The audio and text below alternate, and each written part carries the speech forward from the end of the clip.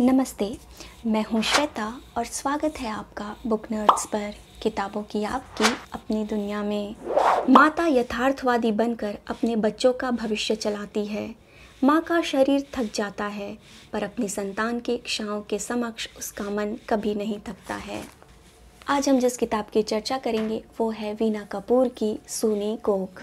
यह किताब पारिवारिक मूल्यों, मानवीय संवेदनाओं और एक माँ के अंतर्द्वंद की कहानी कहता है।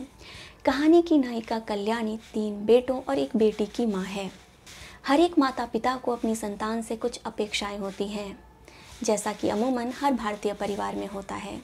वैसे ही कल्याणी और उसके पति की अपनी संतान से कुछ अपेक्षाएं हैं, लेकिन जब उनकी संतानें अपने जीवन की दिशा स्वयं निर्धारित करते हैं, स्वयं तय करते हैं, तो यह उनके लिए दुख का सबसे बड़ा कारण बनता है।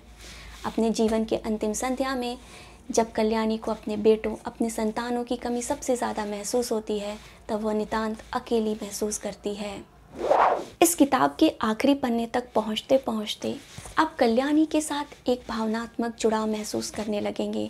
आप एक माँ के अंतर्द्वंद और उसकी पीड़ा को समझने लगेंगे।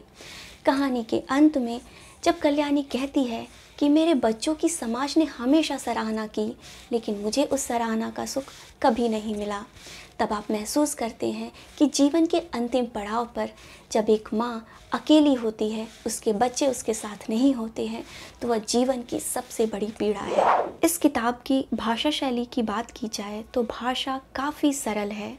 इसमें कठिन शब्दों का प्रयोग नहीं किया गया है। हालांकि कहीं कहीं पर वर्तनी की अशुद्धियाँ मिलती हैं जिन्हें नज़रअंदाज भी किया जा सकता है। साहित्य जगत की रोचक जानकारियों के लिए बने रहिए बुक नर्ड्स के साथ। आप हमें इंस्टाग्राम, यूट्यूब और फेसबुक पर भी फॉलो कर सकते हैं। अगली बार हम फिर मिलेंगे, तब तक के लिए धन्यवाद।